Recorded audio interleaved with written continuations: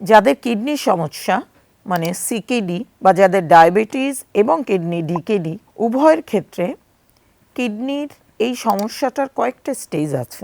First stage এবং second stage পর্যন্ত আপনি রোজা থাকতে পারবেন আপনার চিকিৎসকের অনুমতি সাপেক্ষে, কিন্তু থার্ড, ফোর্থ, ফিফথ এবং যাদের অন ডায়ালাইসিস আপনারা রোজা রাখা থেকে বিরত থাকেন, তাহলে আপনার কিডনির সমস্যাটা আরও বাড়তে থাকবে। এবার আসেন এই প্রথম দুই গ্রুপের যদি রোজা রাখেন, সাধারণ ক্ষেত্রে কি হয়, আমাদের শরীরে আমরা যখন প্রোটিন খাই সেই প্রোটিনটা আমাদের শরীরের কাজ করার পরে যতটুকু সেটা কিন্তু আমাদের শরীর থেকে এক্সক্রিট করে বেরিয়ে যায়, জমা থাকে না।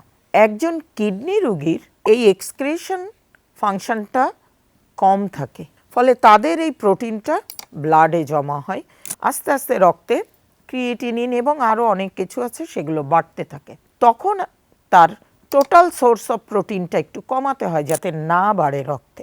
তখন আমরা কি করি, আমাদের দুই ধরনের প্রোটিন, একটা হচ্ছে কমপ্লিট প্রোটিন যেটা অল্প খেলে শরীরে ভালো কাজ করে, প্রাণিজ প্রোটিন বলি আমরা, ডিম, দুধ, মাছ বা মাংস অল্প খাওয়া সত্ত্বেও শরীরে ভালো কাজ করে। কেউ যদি এটা নিতে পারে তখন আমরা ইনকমপ্লিট প্রোটিনটা অফ রাখি। এটা প্রোটিনের পরিমাণের উপর ডিপেন্ড করবে কতটা অফ থাকবে, আদৌ খেতে পারবে কি পারবে না। তাহলে তখন আমরা কি করি, সব ধরনের ডাল, ছোলা, বুট, বাদাম এই জাতীয় খাবারগুলো আমরা বন্ধ রাখি। তখন দেখেন আমাদের ইফতারিতে কি হচ্ছে, আপনি বেসন খাচ্ছেন, পেঁয়াজু, পুরি, চপ সব কিছুতে বেসন দিচ্ছেন, ছোলা, বুট, চটপটি, ঘুগনি, হালি সব কিন্তু আপনার এই ইনকমপ্লিট প্রোটিনের মধ্যে পড়ছে। তাহলে আপনাকে অল্টার ইফতারিতে যেতে হবে। অল্টার ইফতারি কেমন, আপনি তখন ধরেন ডিমের চপ করলেন, আপনি সবজির চপ করলেন, আপনি সাবুদানার পেঁয়াজু করেন, কিন্তু বেসন বাদ দিয়ে চালের গুঁড়া দিয়ে কোট করে নেন, যেটাতে প্রোটিনের পরিমাণ খুব কম। আপনি চালের গুঁড়া দিয়ে চিতই পিঠা, চাপটি, ঝাল ভাপা পিঠা, আলুর ফ্রেঞ্চ ফ্রাইয়ের মতন, কিন্তু উপরে লবণটা দিবেন না। তাহলে খেয়াল করে দেখেন আপনি কিন্তু অন্যান্য খাবারগুলো খেতে পারেন।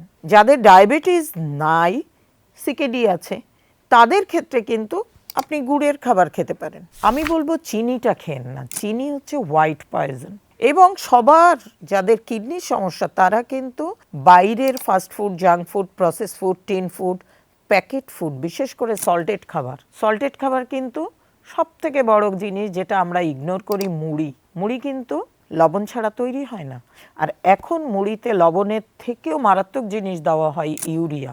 অতএব আপনারা মুড়ি খাবেন না যাদের হাইপারটেনশন এবং যাদের কিডনির সমস্যাটা আছে। ইফতারি করার পরে আপনি আগে যা খাচ্ছিলেন রাতের খাবারটা খান, এবং আপনার দুপুরের খাবার ইকুইভ্যালেন্ট আপনি সাহারিতে খাবার খান, ডাল বাদ দিয়ে।